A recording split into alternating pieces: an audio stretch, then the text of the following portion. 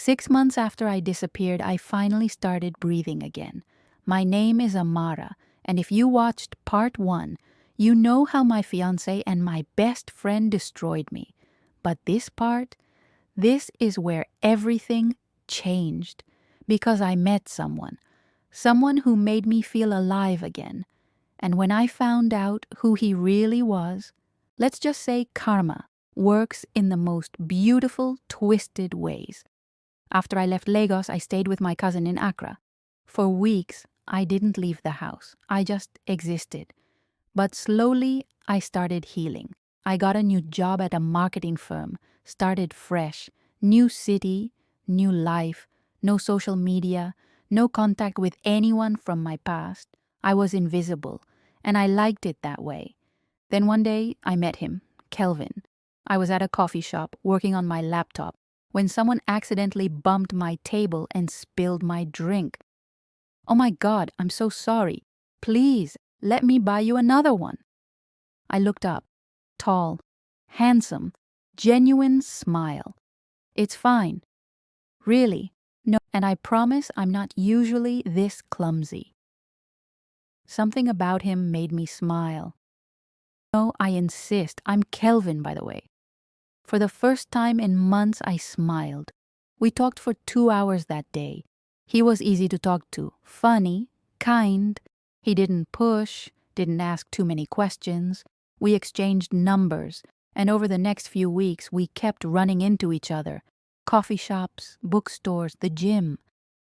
At first, I thought it was coincidence, but then he admitted he'd been hoping to see me. "I know this might sound crazy, but I haven't stopped thinking about you since that day." I should have been scared, should have put my walls up, but something about Kelvin felt safe. We started dating, nothing serious at first, just dinners, movies, long walks. He made me laugh. He listened. He saw me. For the first time since Toby, I felt like I could breathe around someone. 3 months in, Kelvin invited me to meet his family. "My mom's been dying to meet you, and my little sister too." "You have a sister?" "Yeah, Rita. She's a bit dramatic, but she means well," he said. My blood went cold. "Rita. It's a common name, Amara. Don't panic." "How old is she?" 28. She's actually getting married soon." She. 28. She's actually getting married soon.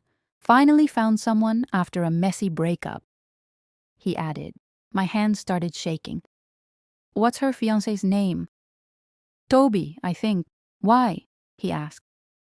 I felt like I couldn't breathe. This couldn't be real. Rita, Toby, Kelvin's sister. Kelvin was Rita's older brother. The universe was playing the cruelest, most poetic joke on me. I excused myself, went to the bathroom, stared at myself in the mirror.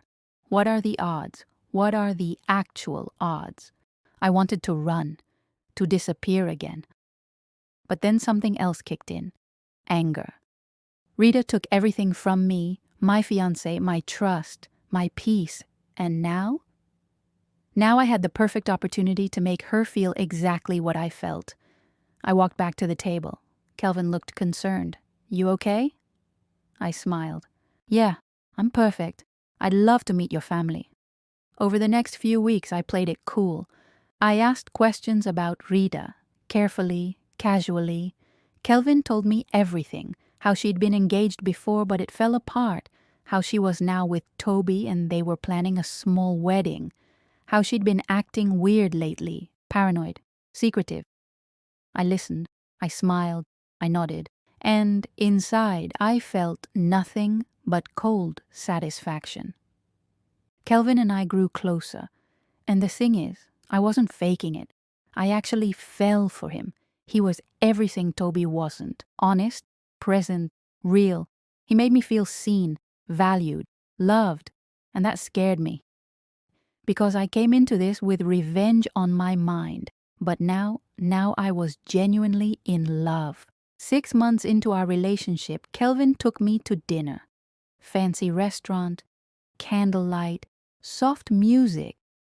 I knew what was coming, and when he got down on one knee, I felt tears streaming down my face. Amara, I know we haven't known each other long, but I've never been more sure of anything in my life. Will you marry me? I looked at this man, this beautiful, kind, honest man, and I thought about Rita, about Toby, about everything they took from me, and I smiled. Yes, he slipped the ring on my finger, and as he kissed me, I felt something I hadn't felt in a long time. Power. The wedding planning started immediately. Kelvin wanted a big celebration. He was so excited. I want everyone there, my whole family, all our friends.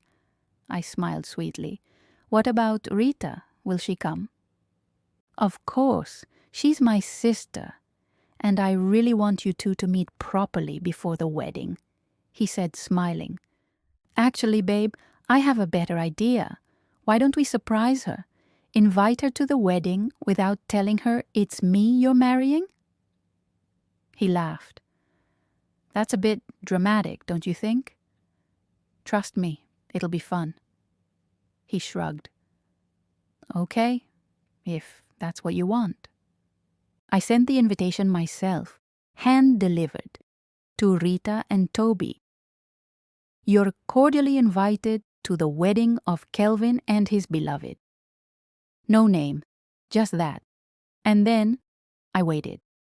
If you want to see what happens when Rita walks into that wedding and realizes who her brother is marrying, smash that like button and comment Part 3 right now.